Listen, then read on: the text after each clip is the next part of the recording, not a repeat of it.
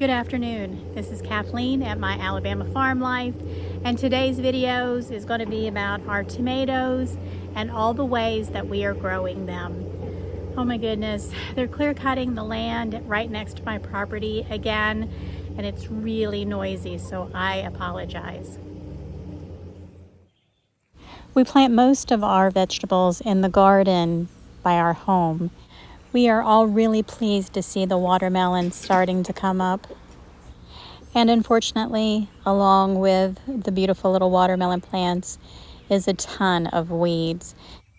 We've been working really hard at keeping the weeds down and trying to get all our tomatoes tied up. This is one of the tomatoes that's towards the end of the row, and we haven't got stakes in yet, but that's something that we're going to be doing today, along with pulling up all the weeds in between the tomatoes. We also decided to make a huge investment with weed barrier. I actually have 4 boxes, 300 feet each, and so far we only have the row here with the tomatoes and the peppers. I still have a very long way to go. Now, while I was busy pulling weeds, Eleanor, my mother-in-law, was tying up the tomatoes, and they use the same system every year. They use wooden stakes in the ground and twine to hold up the bushes. We've had a lot of rain this year, so everything has been growing like crazy, and we have had a hard time keeping everything tied up. These tomatoes are absolutely beautiful, and they should be ripe here pretty soon. Along with all these tomatoes and peppers, we also have a huge row of okra. Also something that needs to be weeded very badly, but it's coming up really nice. I'm going to be working on our second row of tomatoes and peppers. Uncle George got out here, probably about 2 weeks ago, and planted more peppers and tomatoes. And some of them are doing fine, but a bunch of them died. So I have a bunch of seedlings at my house that I'm going to use to replace what has died in the second row of tomatoes. But first, I'm going to stop and peel this caterpillar off this tomato and get rid of it.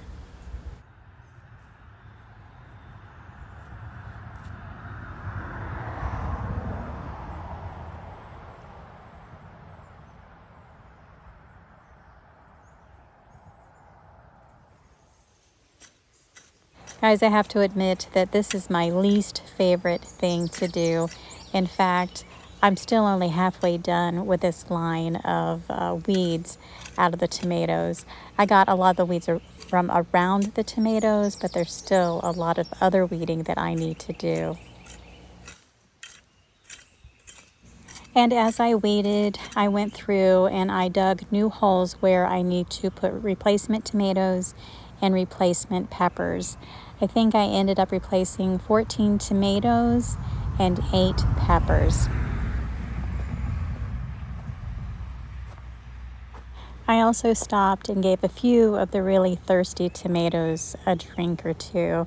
Some of them were really wilty. So this was the way I was taught by my mother-in-law, Eleanor, to plant tomatoes and peppers. Actually, we do this with just about everything we plant in this field. We start out by putting fertilizer in the hole. This is 13, 13, 13.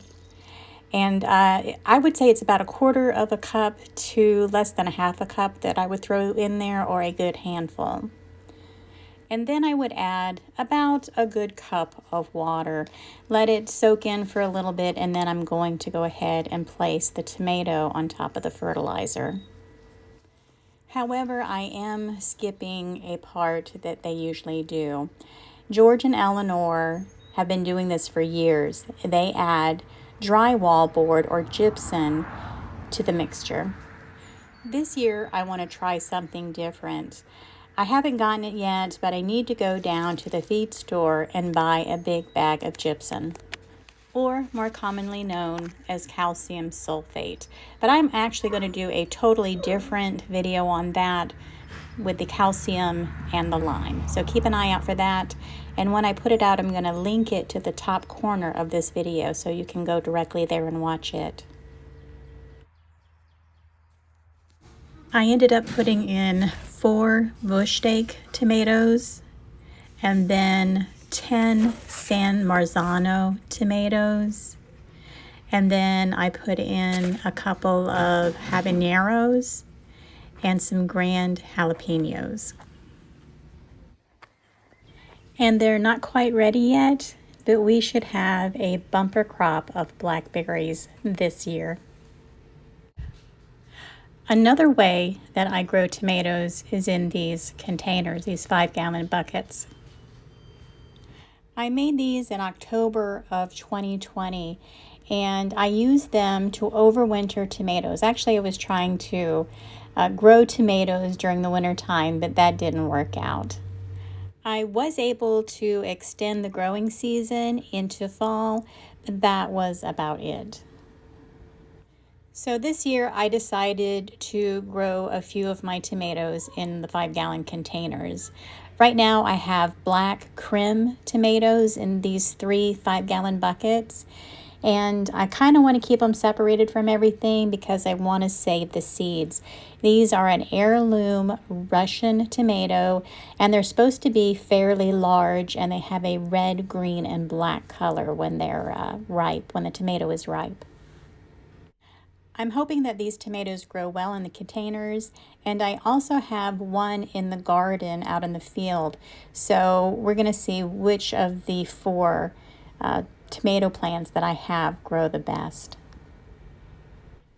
And now my third and last way of growing tomatoes this year is growing these tomatoes that we overwintered into the raised bed. Now these were started December 2nd of 2022, and I have no clue what kind of tomatoes these are. I thought that they were a determinant, but it doesn't look like that's what they are. But they have grown so well, I had to cut the bush behind it just to get to the tomatoes so that I can harvest them. And here's one here. I'm just going to go ahead and grab it real quick. These pretty little tomatoes, they're perfect for a salad. So these are going to be the last of the tomatoes that I put into the garden. I've got all the peppers that I'm going to put in, and then just these last few. And Winslow got out here in the garden yesterday and put up all the electric fencing. We've had problems with the deer topping off some of our peppers and our tomatoes, and now we just need to get some electricity run to it. I still have a couple of tomatoes that I want to put in containers, and some of these little ones just aren't healthy enough to plant.